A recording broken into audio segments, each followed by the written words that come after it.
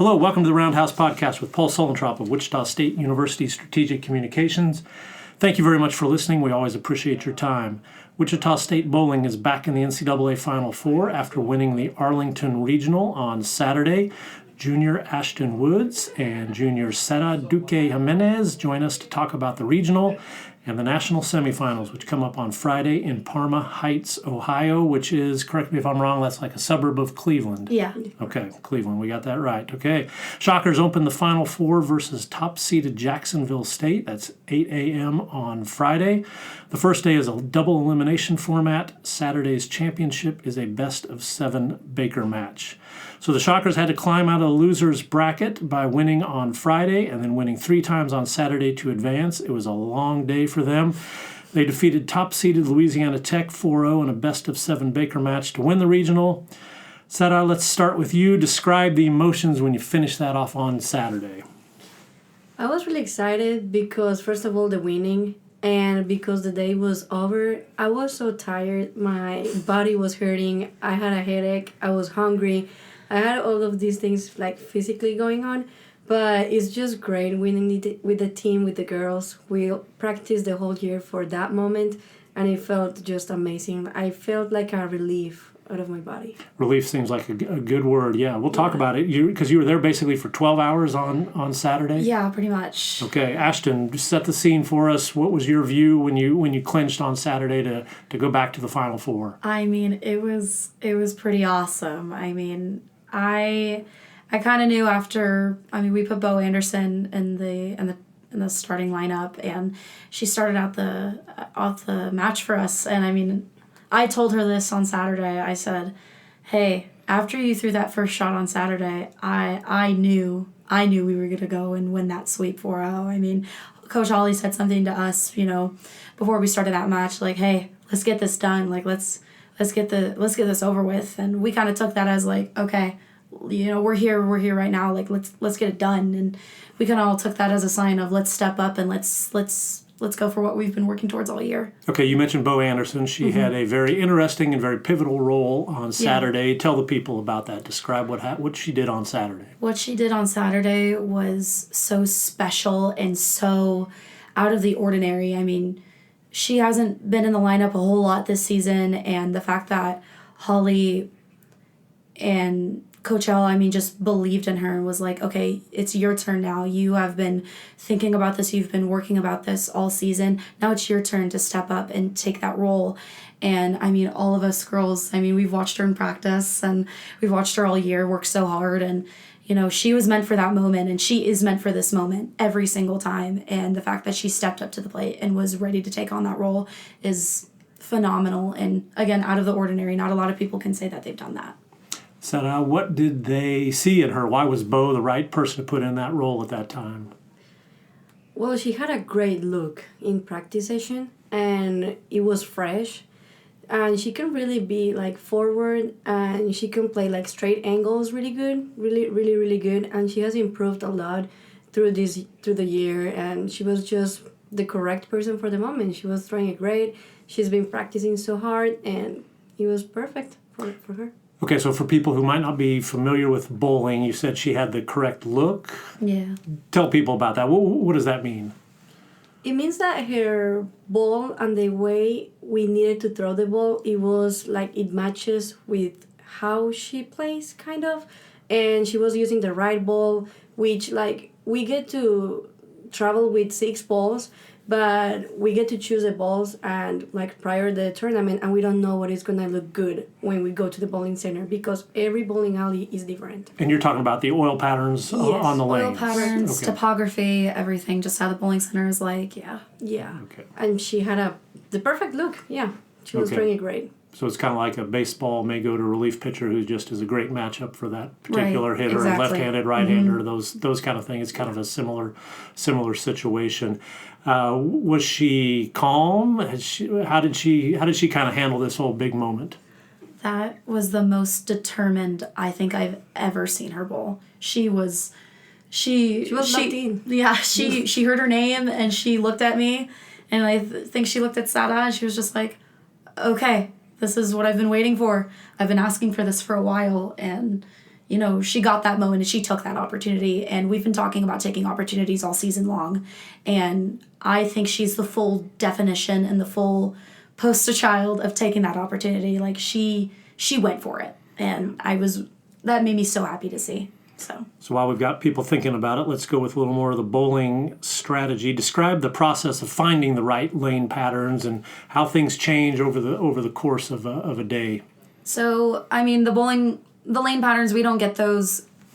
Typically in a regular season tournament, we get those about like a week before we start. But when it comes to regionals and Final Four, we get that the day of practice session. And when you say get them, you mean we receive them. So we get the paper, but we go to the bowling center and they've laid it out already, and they just kind of show us and they're like, this is what it is.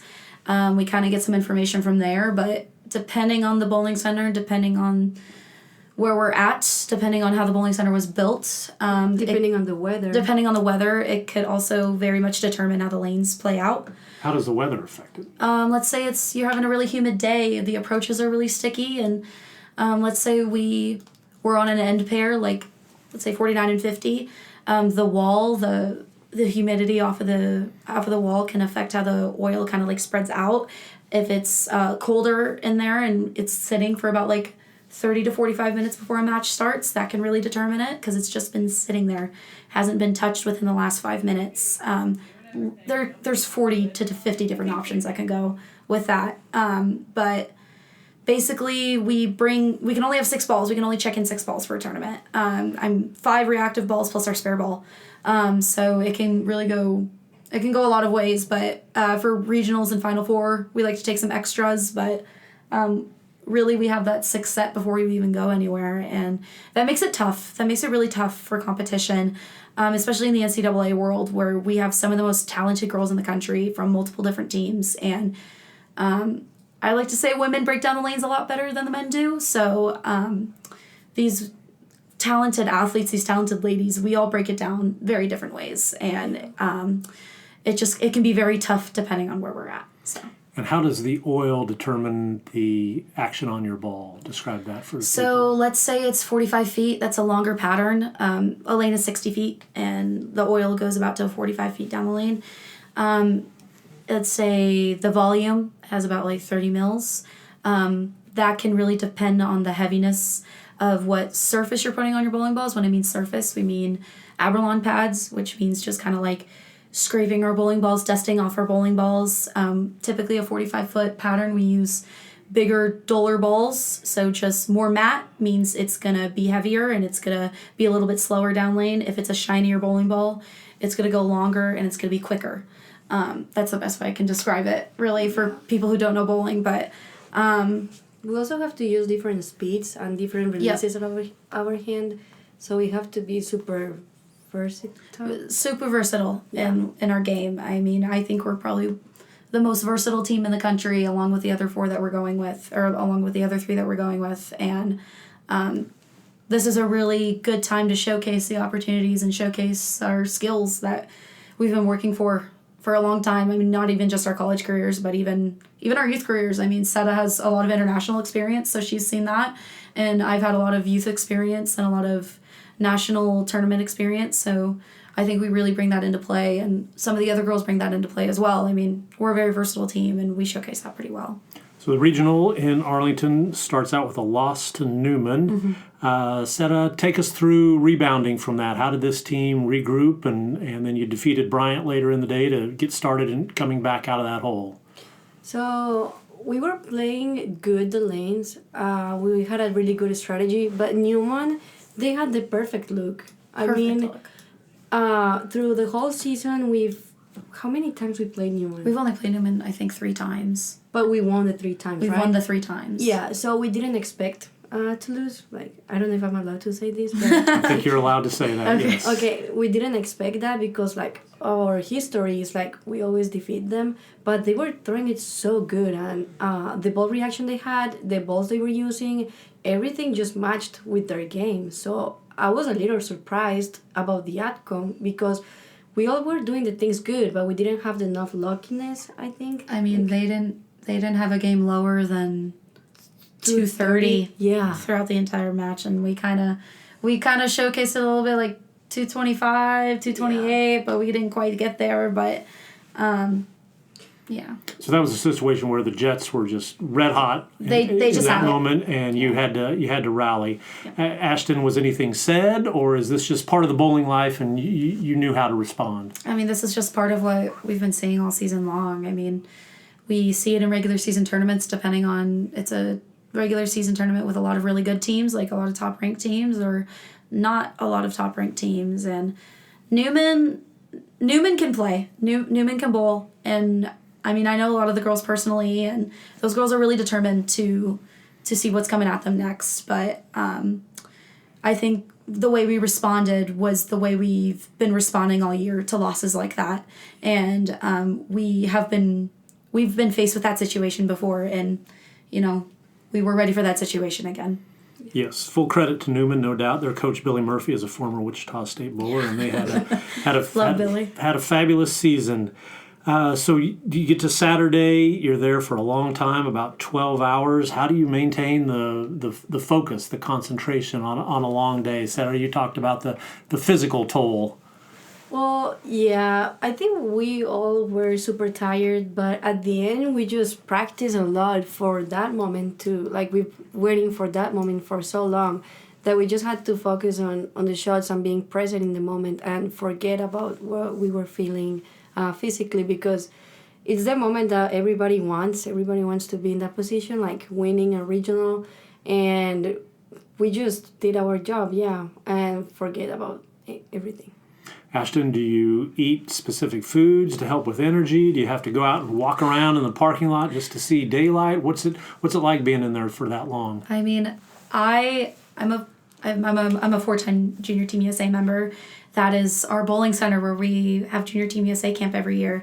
I've been in there for 12 hours for 4, 5, 6 consecutive days, so I'm used to that, and I've seen that before. I mean, we were just practicing and, you know, just bowling and getting ready for what's coming next, but to have this actually be competition, I mean, that's something special to me. I mean, doing that in that bowling center, that's really special to me. But I mean, I think it's pretty nice because the bowling center, the ITRC, had an outside area with like tables and stuff, so it was nice to go out there and get some sunshine and actually get some fresh air and come back into the bowling center. But I think what makes that bowling center really tough is that it's hot and humid in Texas, but when you're inside of the ITRC, it is 50 degrees. It's so freezing. It is freezing in there. So made it really tough, but I mean, I think all of us girls knew how to keep ourselves energized, and we knew how long that day was going to be, and we were ready for how long that day was going to be. So, I mean, good snacks, good water, good food, but we were just ready for the moment. What's the preferred snack of Wichita State bowling?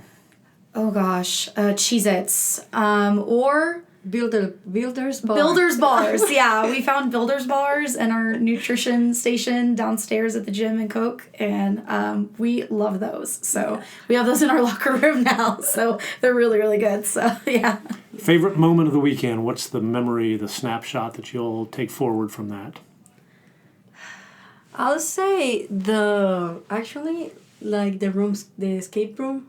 Oh, you want to say that? Yeah, the escape room was so fun. We did an escape room before competition on Friday. Yeah. And I thought that was such a fun team bonding moment. And we beat the coaches within 2 minutes. within 9 minutes. We beat them with 19 minutes to go, and they had like 10 minutes to go. So that was fun. But I would say my moment was you making that spare in the 10th for us to win it, and for us to get the clean sweep with La Tech, and for us to move on. I mean, that's pretty special because she left. What'd you leave? I was afraid I'd never leave, dude. The 10, 5, 6, 6, 10. 9. Was that 9? Yeah, I think that's yeah. 9. Yeah. Oh yeah. But that she left a hard spare that is not very easy to make in that moment, and I mean, she's a pretty good spare shooter. She's the best spare shooter in the country. So she was ready for that, and that was just pretty special. I mean, to lock it up in that moment with that hard spare, that's pretty cool. Okay, yeah, take us through that big moment when you're faced with a difficult spare like that. Well, what's going on in your mind? What are you thinking, saying to yourself? How do you prepare? If I'm honest with you, I didn't know I had to make the spare. I thought with a really good shot, it was done. It was over. But I didn't know I had to make the spare. And I also like to keep up on the scores. Like, I like to look up and see, like, hey, we need a strike, we need a spare.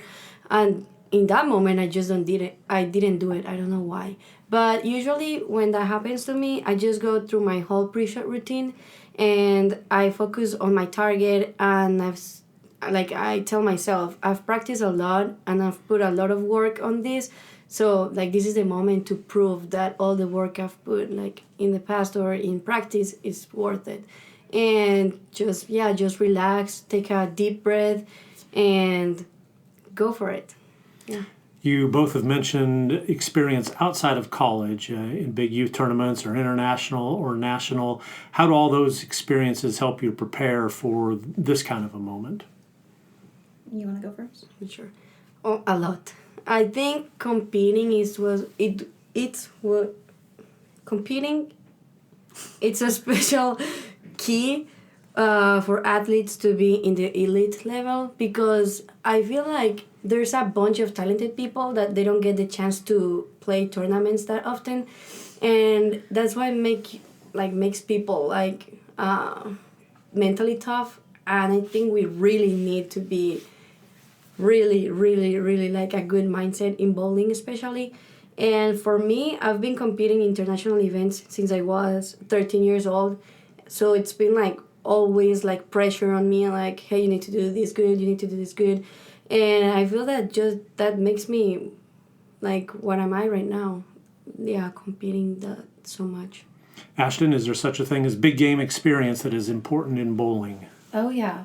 A really, really big game experience to have in bowling. People don't realize the mental, physical toll that bowling takes on you. I mean, people ask us, oh, bowling's a sport. Heck yeah, bowling's a sport. I mean, we're faced with such difficult moments in bowling that, we have to have the competition. We have to have that mindset just like any other elite athlete to be at the top of our game. I've been faced with moments like Junior Gold, which Junior Gold's is one of the biggest youth tournaments in the country. We have some international people that come and bowl Junior Gold as well. But Junior Gold's a really long week, especially for a 12, 13, 14, 15, 16-year-old. And you're faced with some of the most elite bowlers in the country on some of the hardest patterns for the year. And I've made match play at Junior Gold many times. I've never gotten to that big moment in match play at Junior Gold, and I think those moments, those disappointing, frustrating moments have really made me mentally tough for the person that I am today and for the bowler that I am today. And I think I can bring that confidence and that elite level mindset to that team really well. And Sara can do the same. I mean, we have brought in so much experience with the team, and I think our team really appreciates that because we have set the high standards and they have also set the high standards with us, and we get to make those standards and make those expectations together and become the elite level athletes that we were made to be. So Ashtyn is from Santa Rosa, California. Sara is from Colombia. So when she references the international play or national team, that's who she's referring to. Just so the listeners get that clear. Who's the person on the team who stays calm and really helps you stay in a good place when things get tough, like maybe they did on Friday? Paige, probably. Yeah, maybe Paige. Paige has one of the calmest emotions I've probably ever seen coming back from a shot. She just kind of gives a smile or a smirk and comes back. She stays in the very neutral mindset, and I love that about her because we need that neutral mindset on the team. I bring a lot of fire and intensity on the team, and so does Morgan. And you have people like Paige and Sara who are very neutral and very calm and just kind of stay with the flow, and we kind of need that balance, and I think that makes us a pretty great team. Paige Wagner, she's a senior from Great Bend, is the shocker you are referencing. Sara, describe the atmosphere at the Final Four. I think it's really intense. Everybody wants to win. Everybody is like prepared for that moment. All the teams, they go to win, and everybody goes with the staff members, which is like unique because on the events that is like on the season, we don't get to see photographers or physical therapists or doctors, But in the Final Four, like everybody has such a big staff, like a big members in the back, everybody cheering for them, and it's really cool. It's really special to be there.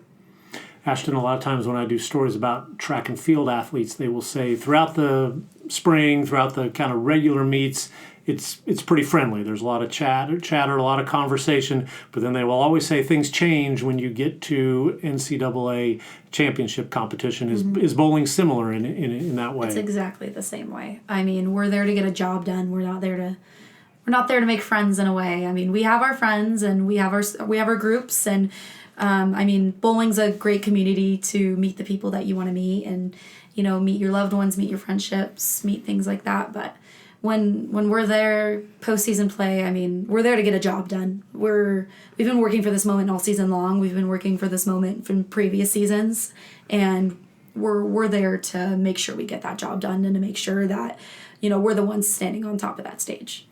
Ashtyn, so the Shockers are 2-3 in head-to-head matchups versus Jacksonville State this season. Do prior meetings factor into Friday? Sure. I mean, a big example is the Big Red Invitational that we bowled in Nebraska. We bowled a really good last two games. We bowled like 260, 240 the last two to beat them. And I mean, that's pretty cool to say that because we beat their win streak. We beat like their, 50 something match win streak. And I mean, Jacksonville State is the most dominant team in the country. But they're also beatable. They're also, when you catch them in their moments, I mean, we take advantage of those moments pretty well. And I think we're very determined, and we've talked about it a lot as a team. Like, we're here to win, and Jacksonville State is just another team, and they're just another group that we get to see all the time. And thankfully we get to see them now, and, it's our moment to go out on top and show them like who Wichita State is. And I mean, you say the 2-3 record. I mean, that's not really like a record that most teams get to say that like they've beat Jacksonville State. Because I mean, again, most dominant team in the country, but they're also pretty beatable. So this is Wichita State's second trip to the Final Four in its second season as an NCAA member. Sara, what did you learn last year that might be helpful this year? Well, we already know like how it's gonna be like the environment and everything because like of our previous Final Four. We as a team we can make like faster decisions on how we play the lanes. We can go faster through the strategies. Of course, we know the teams, but the more we play them, the more we know about them, and the more like we get like clues or things to play the lanes better than them, kind of. And so, yeah, I think we have a really good advantage this year that we know how it's going to be like. Ashtyn, maybe this is a good opportunity. Tell people a little bit about what's the difference between NCAA bowling and what the Shockers did before last year. Yeah, so I'll compare Final Four and ITC Nationals. ITC Nationals is different because we have qualifying rounds. I think it was, four sets of like 5 Baker games, and they would take those Baker games and they'd seed you in a bracket. The difference is that that's single elimination, and now we're going into a Final Four, and this is double elimination. And double elimination means if we lose the first match, we'll go into a loser's bracket, and we try and make our way through the loser's bracket, hence what we did in regionals. The difference is that we have, again, most talented girls in the country that are bowling for a national title. Not saying ITC's wasn't the same way, but we see very different teams in ITCs versus national championship collegiate play. I mean, we see, I don't know, we just kind of see a different format. I think NCAA is just a more intense format. And I mean, we have the mega matches. It's one traditional game, and that's a point. And then you have a 5-set Baker match. And then if it's tied 1-1, you're going to a best of 7. I mean, that's a lot of pressure. And that's a lot to determine it all and determine a match. And also the difference is, too, I mean, we're going on live TV for national championship. ITCs, it's going to be, it was filmed and taped and then posted later. But, I mean, it's just a different kind of pressure. It's a different kind of opportunity and moment to really showcase our talent, to really showcase who we are. I mean, and also NCAA is just a more prestigious level, and it's a more, it's a next step up to an opportunity. So the bowling season started in October. Take us through a highlight. Was there a tournament? Was there a moment that you look back on and say that's when things really went in a good direction for us? Sara, I'll let you start first with that. Or Ashtyn, if you've got one, jump in and we'll let her think. Again, I like to think, Big Red Invitational was a really big one for us. We did not bowl very good Friday and Saturday. And the way the Big Red Invitational was set up, nobody was really bowling that good that weekend. It was a hard tournament, and we were thankful to be the 4 seed going into that, and that was pretty interesting. And the way that it went, it wasn't like regular bracket play on Sunday. It was 1 seed versus 2 seed versus 4 seed, and 1 seed versus 3 seed. And it was pretty cool because we had the choice to either say, hey, we're here now and we're gonna show everybody who we are and we're gonna really play good to what our level is, or we're gonna play like how we've been playing Friday and Saturday and not take that opportunity and just kind of move on and say we were here and go home thinking like that. And we took that opportunity and we really took that into our hands, and that's when we faced Jacksonville State, and that was pretty special. Sara, is there a light bulb moment for you from the regular season?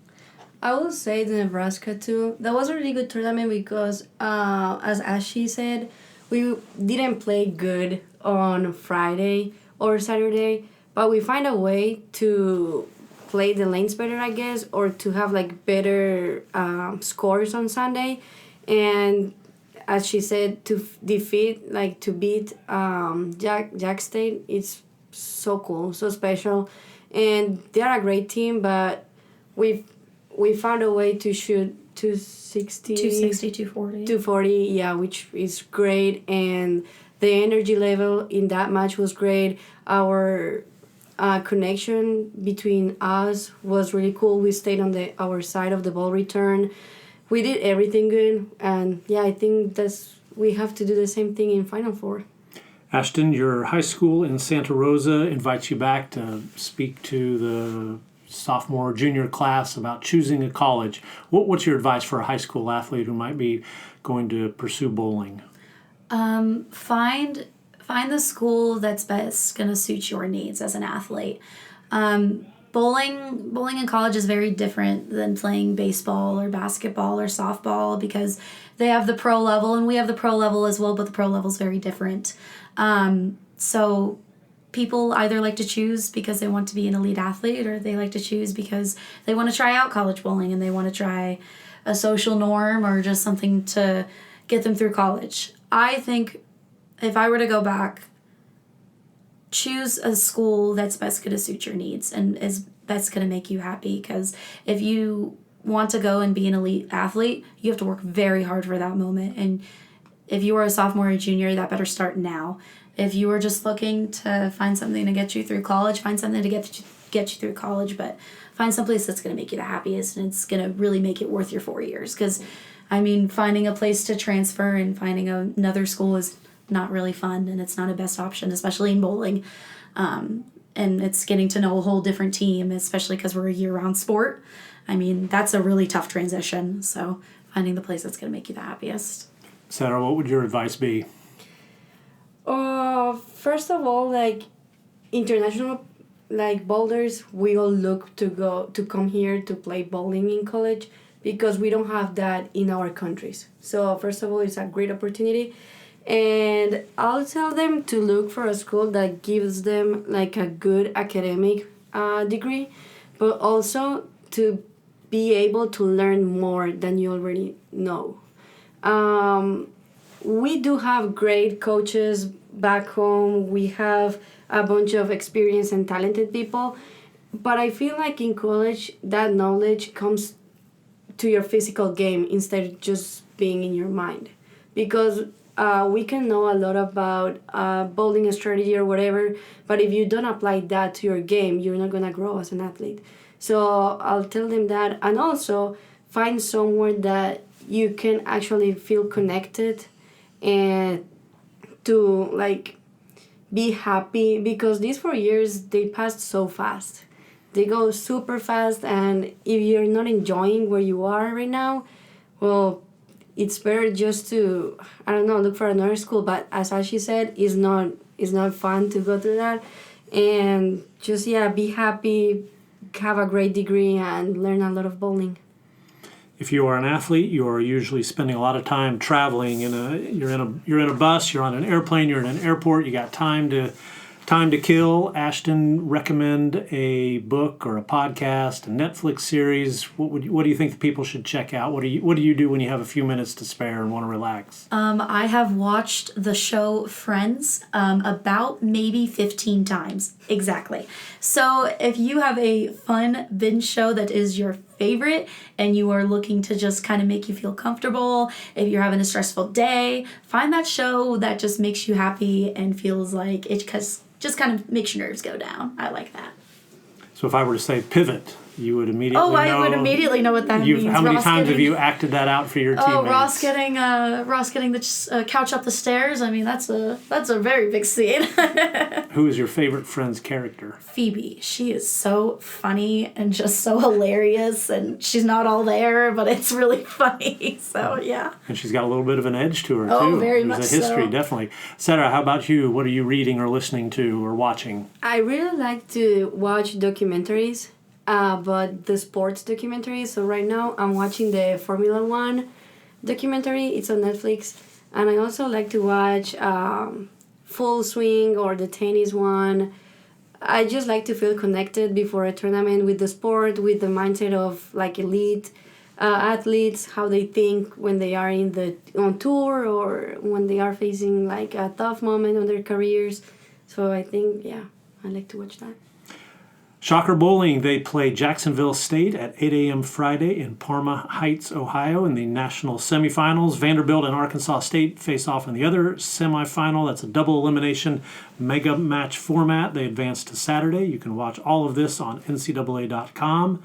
Sara and Ashtyn, thank you very much for your time. Thank you.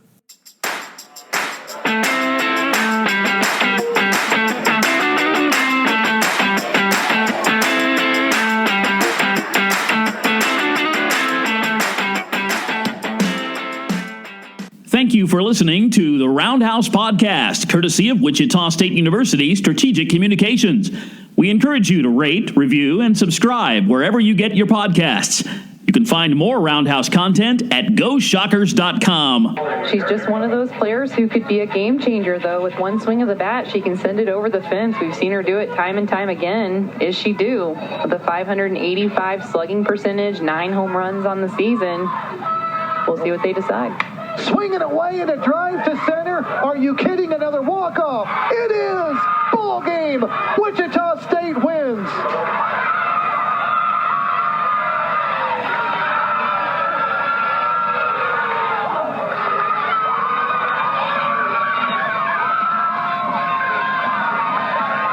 Two walk-off home runs today.